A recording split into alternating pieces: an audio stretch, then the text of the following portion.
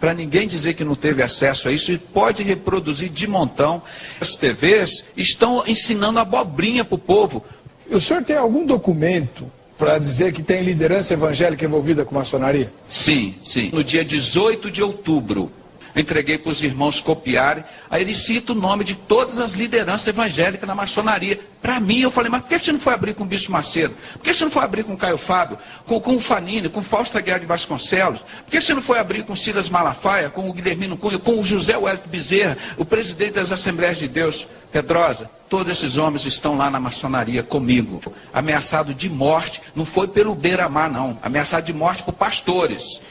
Pô, para com isso. Agora, o que tem isso a ver com cristianismo, com cristão? Meu Deus do céu. Olha, cadê a câmera? Eu quero falar aqui direto para a câmera.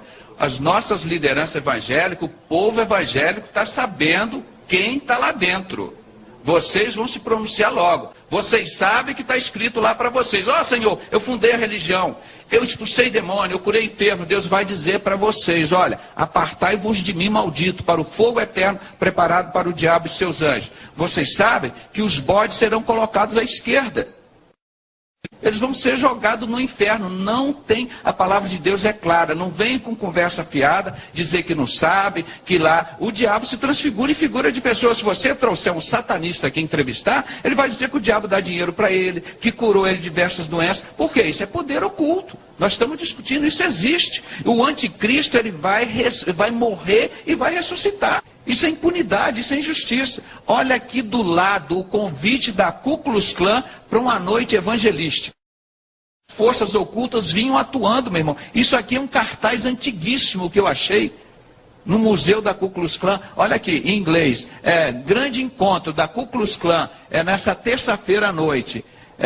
Por que os cavaleiros da Ku Klux Klan? Pelo evangelista Homer Kelly.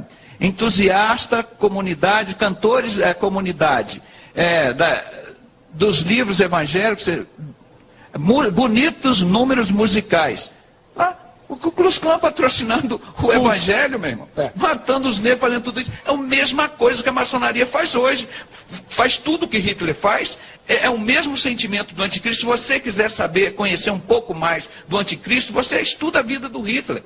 Para ninguém dizer que não teve acesso a isso, e pode reproduzir de montão. As TVs estão ensinando abobrinha para o povo. O senhor tem algum documento para dizer que tem liderança evangélica envolvida com maçonaria? Sim, sim. No dia 18 de outubro de 2001, um ano depois que fui levado para o hospício como doido, o Stefan Saad, eu distribuí 3.500 livros, Maçonaria e Fé Cristã, de John Scott Horrell. E um desses livros caiu na mão do pastor Saad. Ele saiu da maçonaria em 95. Em 2005 eu fiz o primeiro encontro com o pastor Paulo Pimentel. O primeiro encontro com o pastor Paulo Pimentel, de ex-maçom, no apartamento de 2 quartos lá na Tijuca, que os irmãos me conheceram. Isso que é intrepidez e ousadia. Um homem sozinho, pequeno, nós fizemos. E o Saad esteve lá, pastor. Ele saiu da maçonaria e me entregou. Ameaçado de morte, não foi pelo beira-mar, não. Ameaçado de morte por pastores. Ele me procurou, eles estão querendo me matar. Eu socorri, como já socorri vários pastores.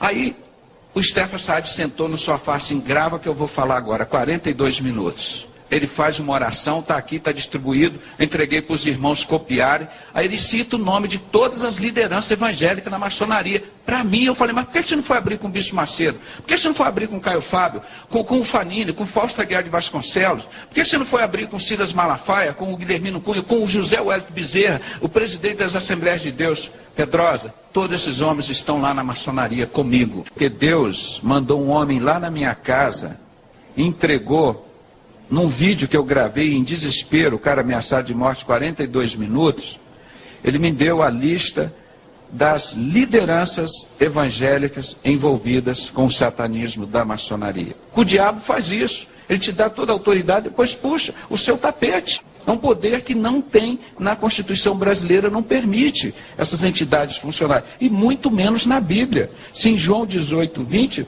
pastor Jesus disse, e respondendo-lhes Jesus disse, eu sempre ensinei nos templos e nas sinagogas, onde reúnem todos os judeus. E tudo falei abertamente. E nada disse em oculto. Como é que o cristão vai viver de ocultismo? Nós, como vemos uma criança lá quietinha num canto, você pode saber lá que ela está fazendo coisa errada. Não é? Então, esse ocultismo não tem lugar no ministério, na Igreja de Cristo. Forças ocultas por trás dos grandes acontecimentos históricos do Brasil. A revelação é deste médico. José Renato Pedrosa acusa a instituição de satanismo e diz que os maçons vêm manipulando a humanidade no decorrer da história. Os homens mais ricos da face da terra são os maçons. Porque Deus mandou um homem lá na minha casa, entregou, num vídeo que eu gravei em desespero, o cara ameaçado de morte 42 minutos, ele me deu a lista das lideranças evangélicas envolvidas com o satanismo da maçonaria. Pastores maçons. Segundo o testemunho do pastor Saad, ex-maçom grau 33 e guarda dos selos por 10 anos, gravado em 18 de dezembro de 2001, afirma que estes são maçons e pastores evangélicos. Vamos aos nomes. Silas Malafaia e familiares, pastor da Assembleia de Deus da Penha, Rio de Janeiro. Edir Macedo, bispo fundador e dono da Igreja Universal do Reino de Deus. Bispo Rodrigues, político da Igreja Universal, pediu demissão por envolvimento num salão e etc. Miguel Ângelo, apóstolo da Igreja Cristo Vive, Rio de Janeiro. Fausto Aguiar de Vasconcelos, pastor presidente das Convenções Batistas Brasileira e Carioca. Nilson do Amaral Fanini, ex-pastor da PIB de Niterói e ex-presidente da Aliança Batista Mundial. Guilhermino Cunha, ex-pastor da Catedral Presbiteriana do Rio de Janeiro. Manuel Ferreira, juiz e pastor das Assembleias de Deus de Madureira, Rio de Janeiro.